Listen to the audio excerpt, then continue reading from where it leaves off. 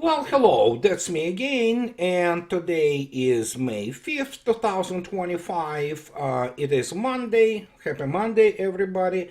And what you see in the beginning is what I've been talking about non-stop. It is called Rook Rock, which is, as our good friend Colonel Jack Bo already explained to all of us, it's the, recon strike and recon fire complex. In this particular case, you are dealing with the recon strike complex, and you see the reaction time, which is really, really short. It's the launch of two HIMARS missiles by Ukrainian armed forces. And as you can see yourself, they are controlled immediately by the one of the recon drones. And after that, well, really fast, before they can even get together their stuff and get the hell out of the launch site, you have Mr. Iskander arrive. And that's it. Actually, there were two similar strikes, and as you can see yourself today, actually, it's since yesterday.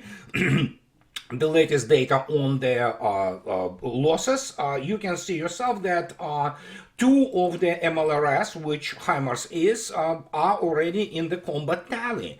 And that tells you everything you need to know about the development of the, which is also rocket artillery, if you wish. I mean, these are, of course, missilery, but it's rocket, artillery missile troops of Russian army. And if you can take a look at also at what Msta can do, this is the operation of a strike by the same scheme, but this time it's not a recon strike, it's a recon fire response, and this is the Msta 152 millimeter self-propelled gun, just launching the Krasnopol high precision munition, which is, it's pretty sophisticated shell essentially, and there you go. That's everything you need to know, and you can operate those systems, and Russians operate them non-stop, and as the result, we see the outcomes. Now, a little bit to the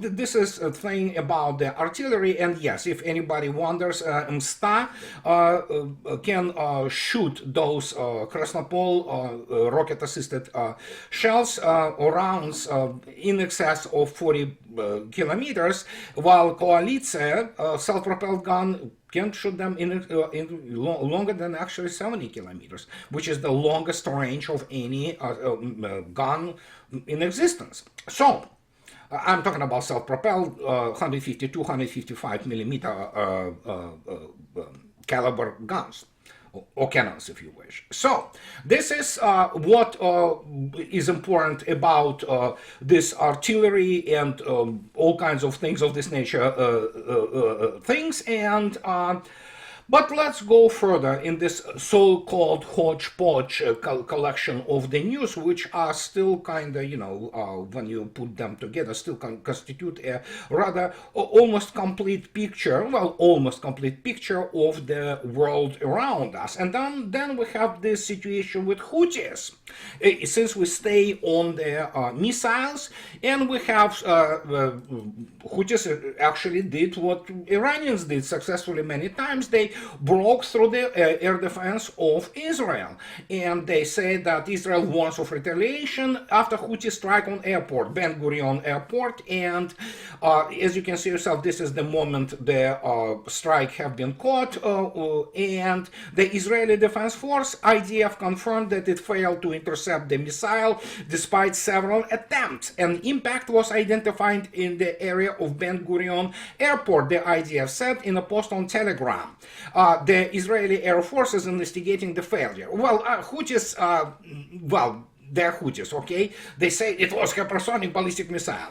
Most, as I already explained, on many occasions, most of the ballistic missiles are hypersonic by definition, but they have nothing to do with what hypersonic weapons Russia deploys. Pretty much any ballistics of the operational level, several hundred kilometers and above, it's kind of hypersonic. So, but this is what we have, and as many times have been stated, about Israeli air defense, which failed to intercept the single ballistic missile from Houthis. Here's, as you can see yourself, from the Wall Street Journal. I mean, it's not impressive, as already stated. It's, as Wall Street Journal states, however, it's essentially, with the exception of the Iron Dome, which is primarily Israeli development, all other those things, Arrow 3, Arrow 2, David Sling, they are American Boeing or Raytheon missiles, and with some, participation of the Israeli military-industrial complex on them, but essentially those are American-made, American-designed, essentially, missiles, and they have, as you would say, their label pretty much, screwed on the missile, which is made in Israel. In reality, these are American air defense missiles, and they do not work really against any serious threat. And as you saw yourself, especially latest, well, it was one, you will correct me, several months ago when Iran broke through the all of these wonderful, impressive Israeli air defenses, they can do nothing absolutely to stop the sophisticated enemy. And of course, that's what actually preventing Israel from trying to attack Iran on its own, because it's going to end up really badly for Israel. And they already tried, of course, confabulated the result of their strike on Iran. But the reality is all the F-35s have been detected, tracked, and so they have to turn back. They launched some of the missiles. Some of them, they had leaker. It's inevitable that once in a while you get a leaker. But other than that, that was it. And when you look at that Houthis, they say now they want to impose an air blockade. I doubt they will be able to do it. But the point is, the air defenses which are produced in the West, frankly, for the lack of better word, let me say it, they suck, okay? They are not good air defenses. All those Patriots, all those SMPTs, all those NASAMs, and the only thing they can do is, of course, continue to spread the Ukrainian propaganda, which is kind of normal for all those military experts in the West, that, they shot down 2 Su-30s by some AIM-9 Sidewinder from the drone, surface drone. So yeah, why not? Why only 2 Su-30s? No, they shut down practically half of the fleet of the Su-57s. Why just, since you added, you might as well go, full Monty on that. But what can I say? Nothing I can do to help here with the issue of the serious butthurt and being a sore loser. And here comes this other important part which needs to be discussed, and of which I spoke last time, but because of the artillery issue and the issue of the World War II, I had to kind of react to Mr. Trump statements, which were absolutely atrocious and outrageous. And before I go back to this Wall Street Journal article, I want to make a comment on a couple of things which are very critical. And at this stage, I mean, I am so happy that Vladimir Putin did that.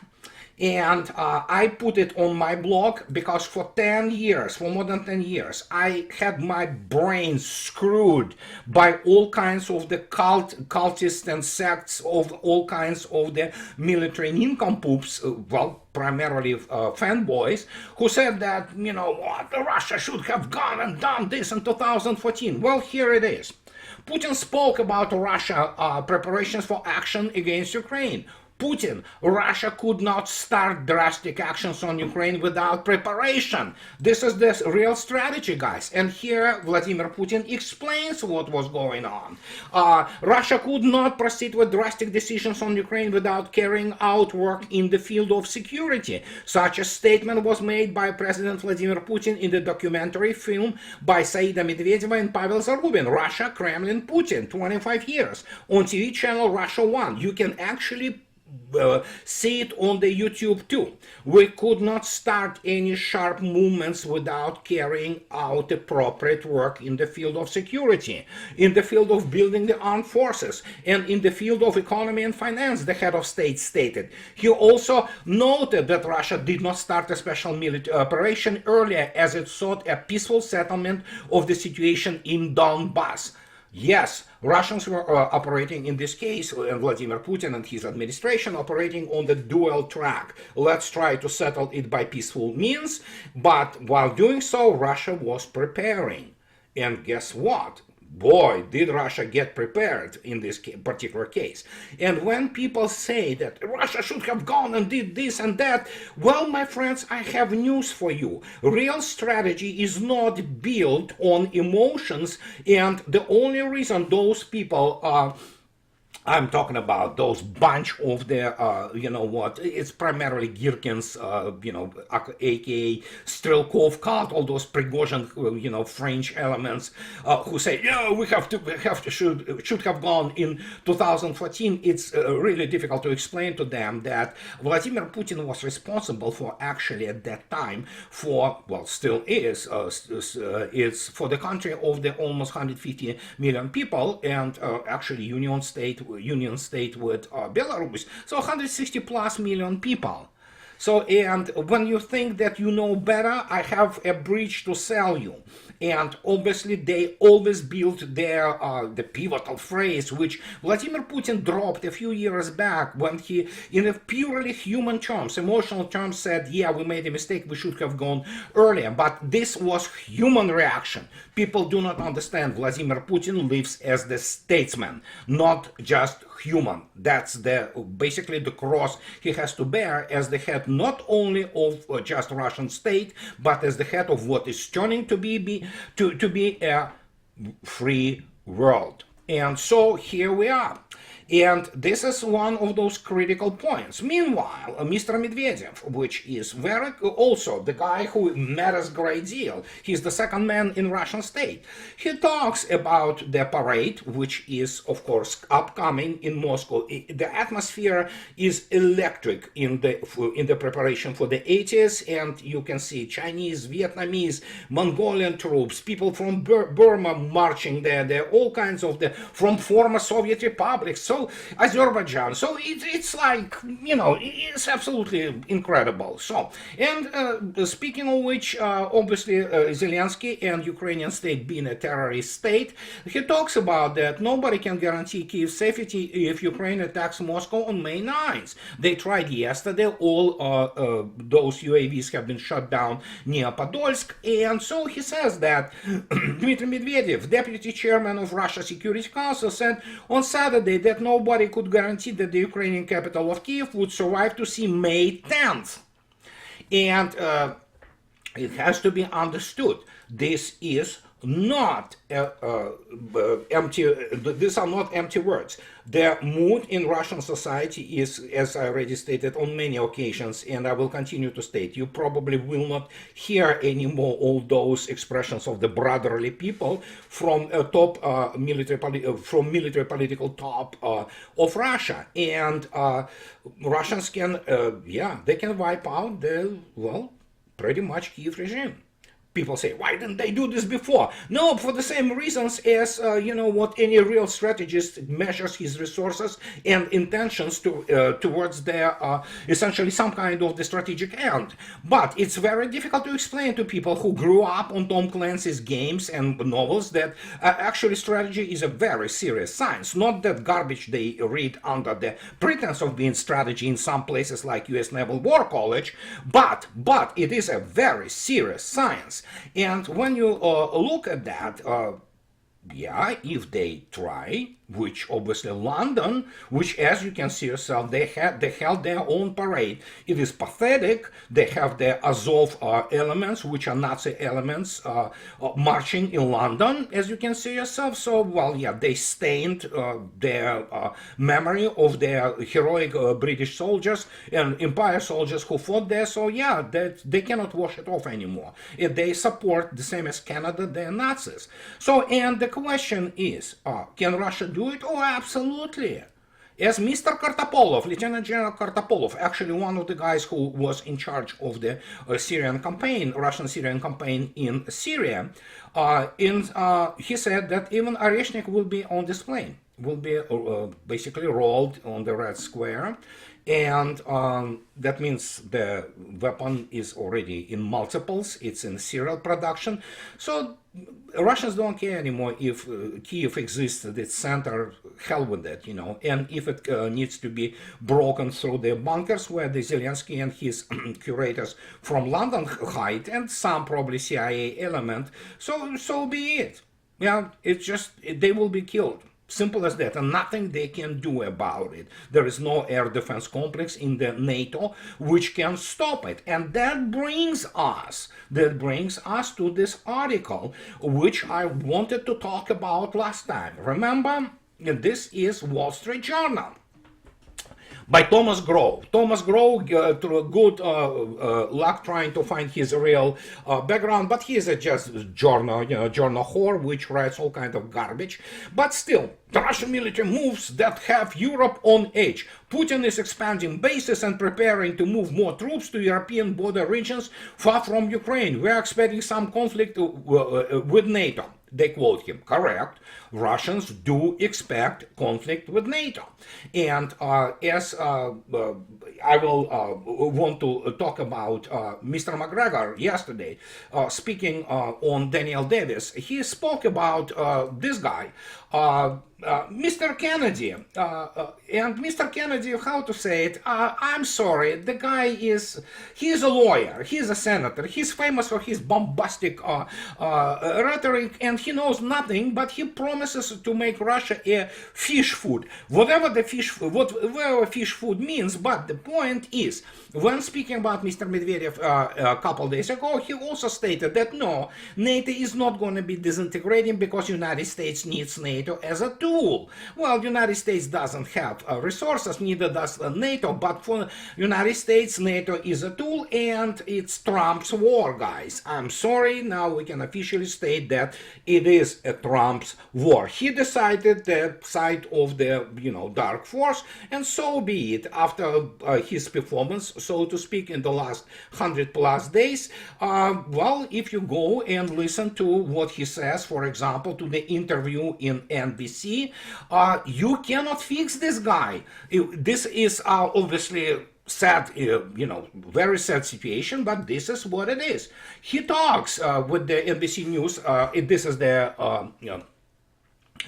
basically a transcript. And so they ask him, Kirsten Velker, all of Ukraine, meaning they won't keep any of the land that they have claimed? And President Donald Trump says, no, Russia would have to give up all of Ukraine, because what Russia wants is all of Ukraine. And if I didn't get involved, they would be fighting right now for all of Ukraine. Russia doesn't want the strip that they have now. Russia wants all of Ukraine. And if it weren't me, they would keep going. Do you know that European Union leaders have asked me to call Putin so many times because he doesn't return their phone call?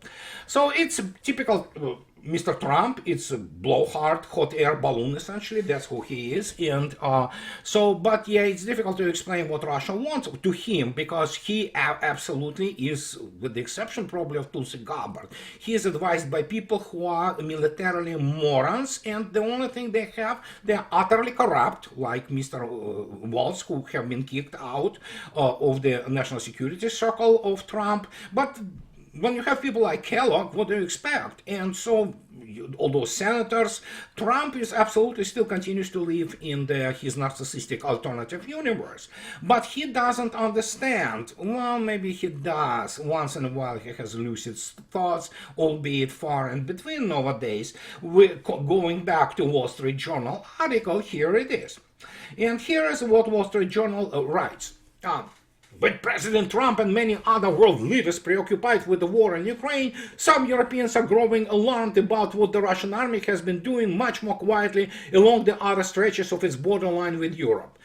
And so they talk about Finland, which decided to join NATO. Well, Finland joined NATO. Russians restored the Leningrad military district. And I'm sorry, this is the way it goes. There was a very significant administrative and TOE, if you wish, not reform, but change in Russia, with essentially returning, as I already spoke on the number of occasions, of the operational control of Navy to the Navy, of ground forces to the ground forces, with the creation of the new military district. And military district is essentially what is called the army group.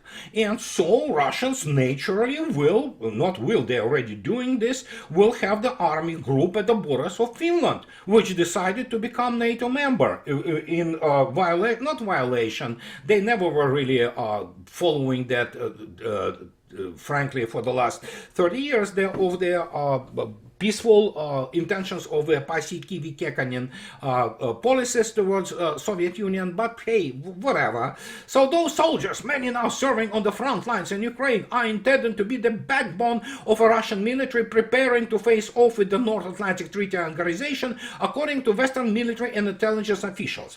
So Western military and intelligence officials, for the most part, are lying people who lie for, for salaries, so to speak, and most of them are incompetent people, not all, but most. So whenever they talk about that, about face-off, yes, Russia is ready to face off North Atlantic Treaty Organization, and by 2030 it will be fully complete in terms of facing whatever North Atlantic Treaty Organization will become, including with the most possible input from the United States, albeit I doubt United States has a stomach to fight Russians in the conventional form. So, and no matter what the North Atlantic Treaty Organization will be doing, Russians, well, they're already actually ready to face them off, but by 2030, their capabilities gap between Russia and Russian armed forces and NATO will only grow. So he talks about, the guy complains about the Finland, which was forced to surrender territory to the Soviet Union in 1940. I have some news for him. He obviously spews their Finnish propaganda, but that's the whole other story about it. Has spent decades trying to avoid confrontation with Moscow. Yes, Pasikivy-Kekkonen line towards Moscow, which actually benefited Finland dramatically, greatly. Well, now it's not going to be benefiting Finland. Now, having joined NATO after the Ukraine invasion, it is fortifying its border with electronic defenses and barbed wire fencing. Yeah, you have to be an imbecile actually to do that in terms of that type of defense, because in the real war, God forbid, some NATO decides to do, which it probably will decide to do, some stupid things, as you saw yourself. Russia has enough means, and she outproduces NATO by in terms of their high precision weapons by order of magnitudes, at least 10 times, probably more, enough to basically wipe out any kind of the military facilities which are in Finland, and that will be it.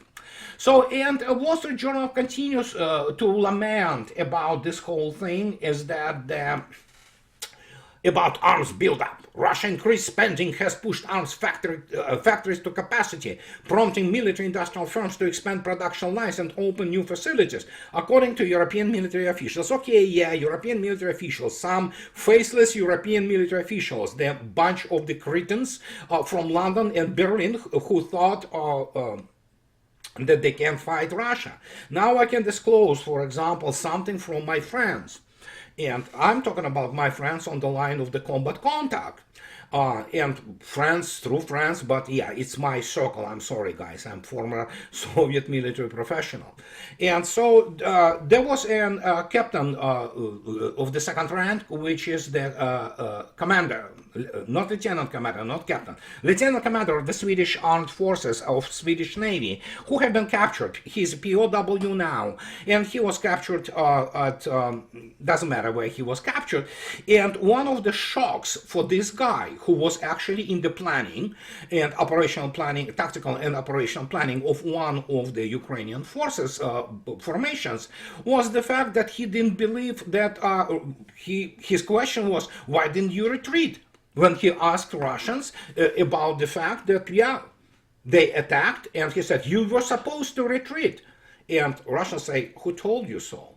But this is what they teach them in military academies in the West. In other words, they teach them the fairy tales. As the result, you have highly unprofessional officers, even of the senior rank, who do not understand what they plan. They draw those lines, and they draw those arrows on their maps, on their whatever pads, which they are plugged into their battle management systems. And if they drew the thing there and they say, oh yeah, we break through here and Russians run and will kill them, then they go in and their attacking force is annihilated, they're taken prisoner and so forth, and they still cannot conceive that what they planned was a complete garbage. But there you go. And this is the much more serious problem than even already pathetic table of organization and equipment of the NATO, starting from the US armed forces and ending up with the, just third world, essentially, with some electronic toys of the armies of the Europe. So, and here we are. They talking about that the Russian military is reconstituting and growing at a faster rate than most analysts has anticipated. They don't have good analysts. That's the whole point. They do not understand what they're talking about. And General Christopher Cavoli, commander of forces in Europe, told the Senate committee this month, in fact, the Russian army, which has borne the brunt of combat, is today larger than it was at the beginning of the war. Yeah, and this is not the only surprise. In February report, the Danish intelligence the Danish intelligence agency warned that Russia could launch a large-scale war in Europe within 5 years if it perceived NATO to be weak. A ceasefire in Ukraine would allow Russia's military to be ready even faster, Western military officials warned. So, and let me put it this way again. So, European NATO is incompetent militarily. They do not understand what operations are. They cannot, as we are also on these catastrophes they planned from London, for example. If you look attentively how they march and what they look like, it's, amateur military, essentially. So their vocational schools for their intellectually retarded, such as Academy Sandhurst or King's College, or, you know what, very many other military academies in the United States, they simply do not prepare officer cadres who understand what modern war is. And they believe all this BS they create. They actually, whip themselves into this frenzy, not understanding that the NATO as an alliance and as the whole thing, starting from the United States and of course finishing with the Europe, they are, United States is one generation of the weapon systems behind. Europeans are two generations behind in weapon systems behind Russia. And this gap will only grow. And if somebody didn't tell Trump about this, well, maybe somebody did. I don't know. And that is why they are in this frenzy and in panic. Because for some reason, those morons believe that their cities, which stink of urine like Amsterdam or as Paris, and you have literally urine rains there. They are dirty. They are filled with all kinds of people who do not belong in Europe. And if they think that Russians, who never lived as well as they do today in not only history, obviously they didn't, now they do, but they beginning to live as most European countries. They begin to live better. So they think that Russia, for some reason, needs to get this Europe for unknown reason. To get what? Lack of resources, bunch of these welfare recipients, bunch of the, pardon my French, immigrants, African and Arab immigrants. I have a bridge to sell you guys. I mean, it is now the Europe which is beginning, normal Europeans, which begin to move to Russia for both opportunity, for both the safety, and now for those jerks and trolls who say, why are you staying in the United States, if that's so good? Well, because I'm American by citizenship, it's my country, and, United States has a chance to recover. Not all of it, because the United States will remain there, still only one of the great powers. It never was to start with the way it presented itself. So, but it's still, it has resources, it has area, and has still population. Europe does not. what we saw ourselves essentially, especially when you talk about how they in Germany they declared the AfD, which is not a right-wing party, it's just moderately conservative party. They wanted to well, already labeled as a fascist and extremist party. What do you want? It's over, you know. And you know what? 48% of Germans want AfD basically cancelled. That is horrifying number. Almost half the population of Germany is ready to live in totalitarian state. And that Russians are not going there. Why? To help who? To help these morons and cocks, which Europe has become? There you go. And Russia has all resources it needs. She has all technologies she needs. She has all supply lines. And so you go on and on and on. And yeah, these are morons who will be selling this cretinistic idea to their brainwashed population in Europe that Russians somehow want to attack Europe. No, Russians can kill Europe in 20 minutes and less. They can certainly do that. And that's what has to be understood by NATO. And if United States thinks that it can sit out beyond the ocean, I have a bridge to sell to Washington too. So, but this is what we have today. And this is all this bitchy, what is the COFM, correlation of forces and means, of which I spoke on so many occasions. But Mr. Trump continues to play his games. He doesn't want peace. Obviously, he doesn't. He wants the ceasefire. He is not gonna get it. And now, moving along this path, he made this war his war. And now he cannot do anything about it. So, well, it was his choice, and nothing could be done about it. So, and this is what I wanted to tell you today, guys, about all that. And as always, those who like what I do, please subscribe to my channel. And those who can afford, please support me on Patreon or buy me a coffee and two. I would really appreciate this. So have a nice rest of the week, and I'll talk to you later, guys. Bye-bye.